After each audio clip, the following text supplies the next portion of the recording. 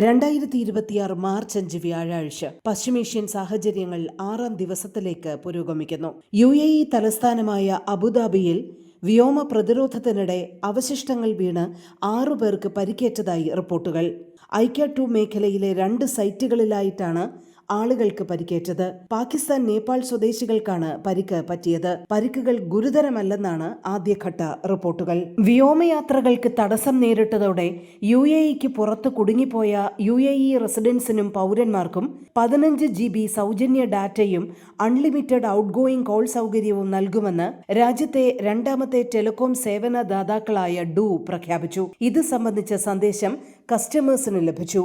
ഇന്നു മുതൽ 3 ദിവസത്തേക്കാണ് ഡു സൗജന്യം നൽകുക.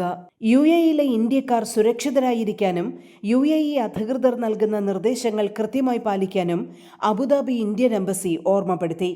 ഇന്ത്യൻ എംബസിയും ദുബായ് കോൺസുലേറ്റും ഔട്ട്സോഴ്സിംഗ് പാസ്പോർട്ട് കോൺസുലാർ വിസ സർവീസുകളും തടസ്സമില്ലാതെ തുടരുമെന്നും എംബസി പ്രസ്താവനയിൽ പറയുന്നു. പരിമിതമായ സർവീസുകൾ തുടരുന്നതായി എമിറേറ്റ്സ് വിമാന കമ്പനി അറിയിച്ചു. മാർച്ച് 5, 6 തീയതികളിലായി 100-ലധികം ഫ്ലൈറ്റുകളാണ് എമിറേറ്റ്സ് UAEയിൽ നിന്നും സർവീസ് നടത്തുക. UAEയിലെ ആരോഗ്യ മേഖല തടസ്സമില്ലാതെയും ഫലപ്രദവുമായാണ് ഇപ്പോഴും പ്രവർത്തനം തുടരുന്നതെന്ന് ആരോഗ്യ മന്ത്രാലയത്തിന്റെ പ്രസ്താവന പറയുന്നു. ഗൾഫിനെയും പശ്ചിമേഷ്യയെയും യുദ്ധമുഖത്തേക്ക് വലിച്ചിട്ടതായി കുറ്റപ്പെടുത്തി അമേരിക്കൻ പ്രസിഡന്റ് ഡൊണാൾഡ് ട്രംപിന് തുറന്ന കത്തയച്ച് UAE billionaire Khalaf Al Habtoor.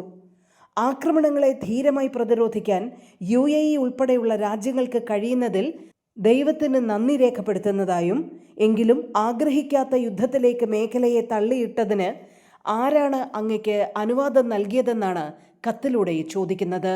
അടിയന്തര സാഹചര്യങ്ങളിൽ ടിക്കറ്റുകൾ ബുക്ക് ചെയ്യുന്നതുമായി ബന്ധപ്പെട്ട് സ്കാമുകളിൽ വീണുപോകരുതെന്ന് കാട്ടി ഷാർജ കേന്ദ്രമാക്കി പ്രവർത്തിക്കുന്ന എയർ അറേബ്യ യാത്രക്കാർക്ക് സന്ദേശമയച്ചു.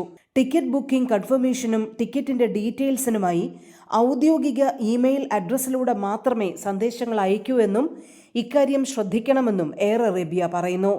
ഗോൾഡൻ ടിക്ക് മാർക്കുള്ള എയർ അറേബ്യയുടെ ഔദ്യോഗിക വെബ്സൈറ്റിലൂടെ വേണം ബുക്കിംഗുകൾ നടത്താനെന്നും മറ്റു പ്ലാറ്റ്ഫോമുകളിലൂടെ ടിക്കറ്റ് ബുക്ക് ചെയ്യുന്നത് മൂലമുണ്ടാകുന്ന തട്ടിപ്പുകളിൽ വീഴരുതെന്നും എയർ അറേബ്യ ഓർമ്മപ്പെടുത്തുന്നു.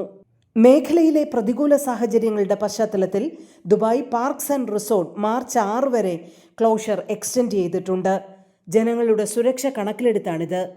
എയിൻ ദുബായും മാർച്ച് 5, 6 തീയതി വരെ ക്ലോഷർ നീട്ടി. ഗ്ലോബൽ വില്ലേജും മാർച്ച് 6 വരെ അടഞ്ഞുകിടക്കും. ജനപ്രിയ കേന്ദ്രങ്ങൾ സന്ദർശിക്കുന്നതിന് മുൻപ് വെബ്സൈറ്റുകൾ വഴി തൽസ്ഥിതികൾ പരിശോധിക്കണമെന്നും അധികൃതർ ഓരോരുത്തരെയും ഓർമ്മപ്പെടുത്തുന്നു.